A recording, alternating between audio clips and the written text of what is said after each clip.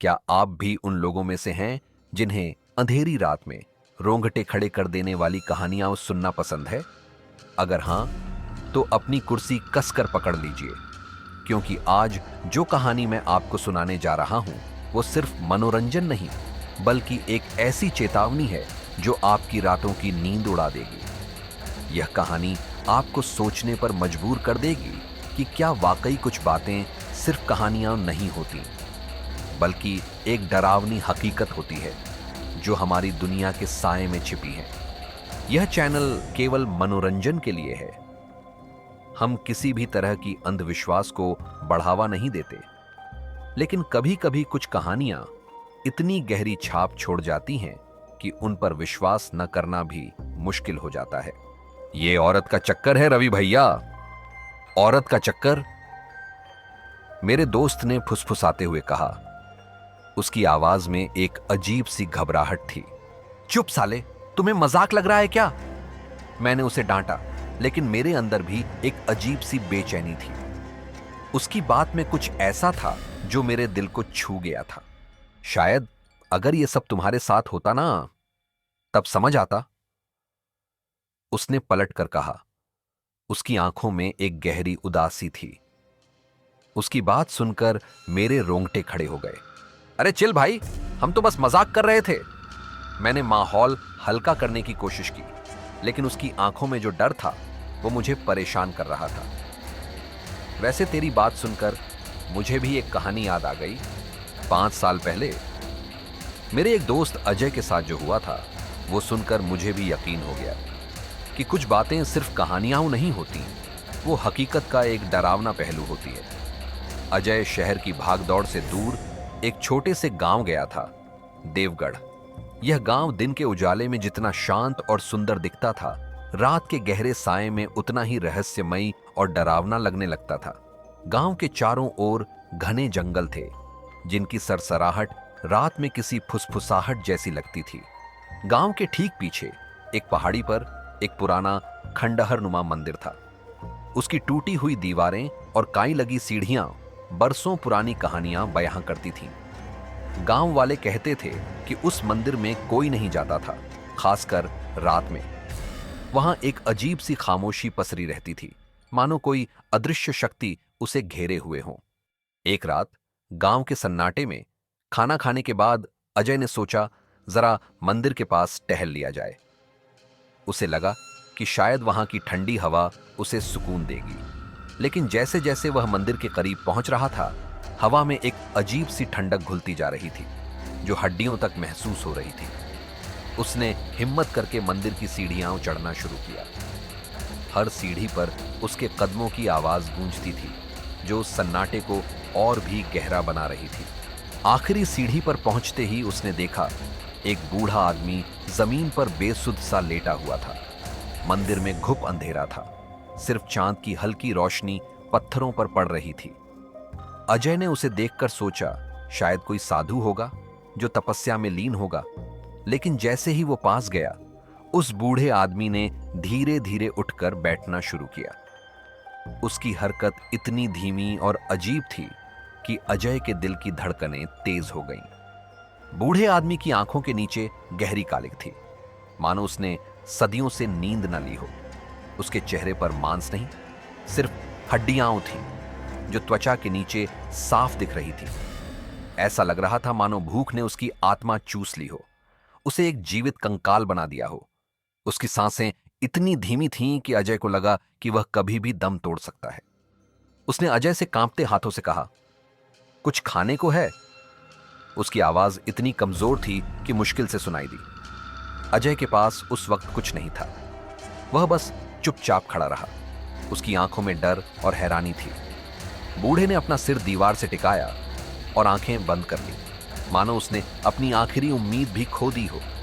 अजय जाने ही वाला था कि अचानक उस बूढ़े के मुंह से एक धीमी लेकिन स्पष्ट आवाज आई, कहानी सुनोगे?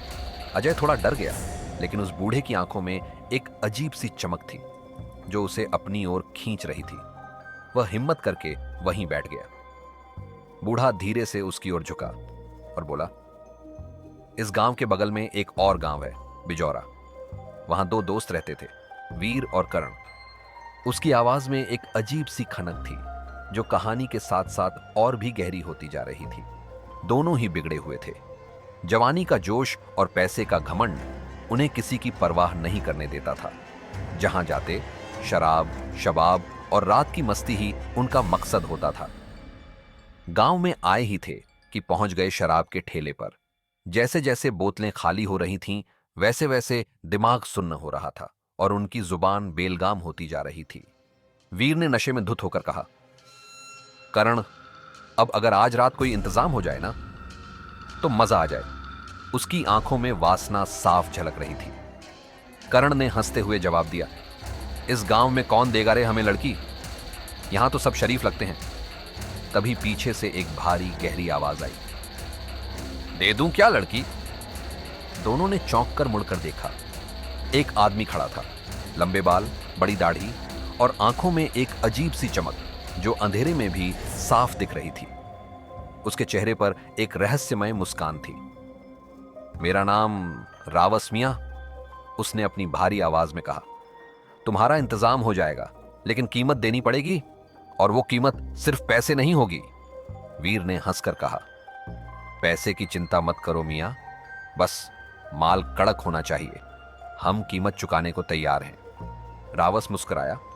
उसकी मुस्कान में एक अजीब सी क्रूरता थी।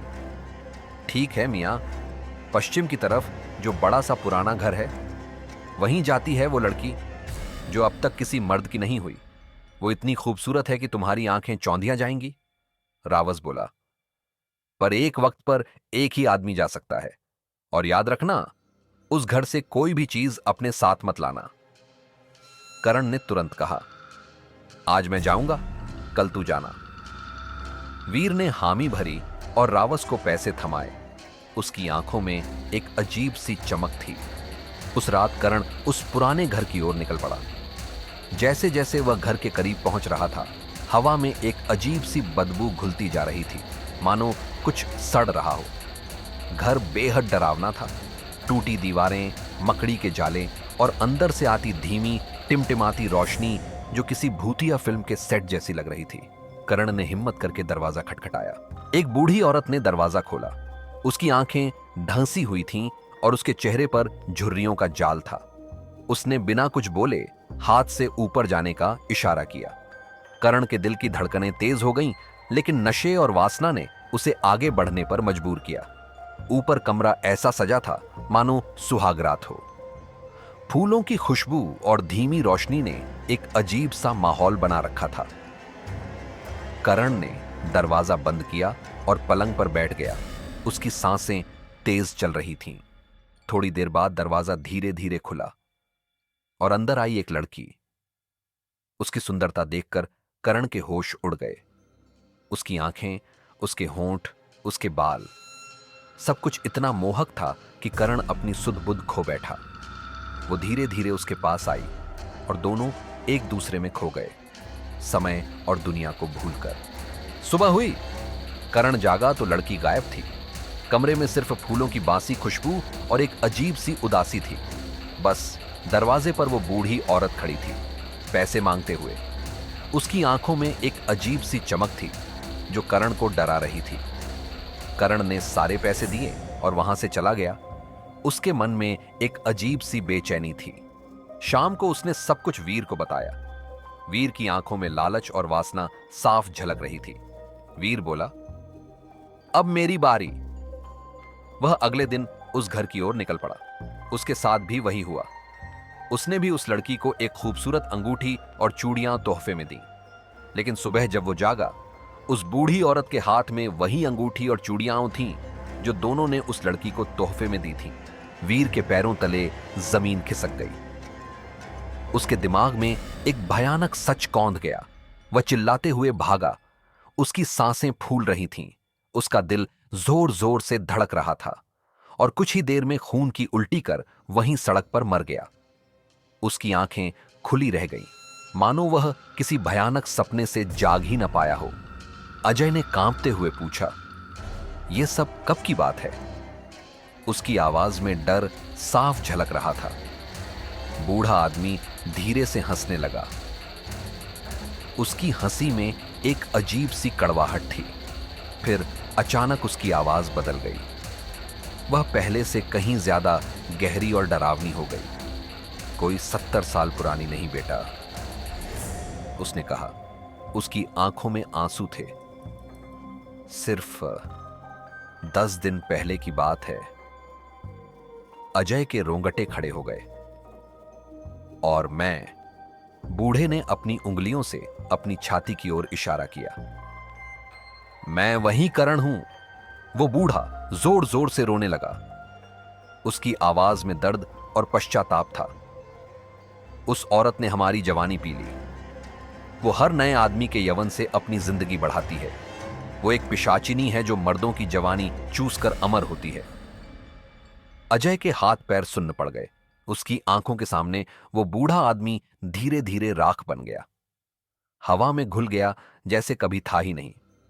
सिर्फ एक भयानक कहानी और एक डरावनी चेतावनी छोड़ गया।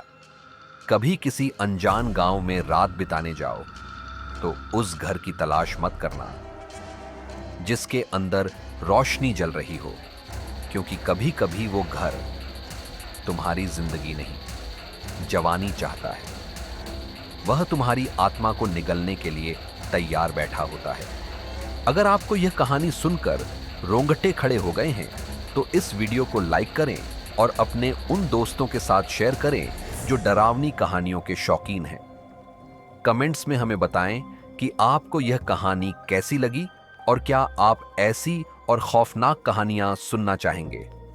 हमारे चैनल को सब्सक्राइब करना न भूलें और बेल आइकॉन दबाएं ताकि आप हमारी अगली डरावनी कहानी मिस न करें।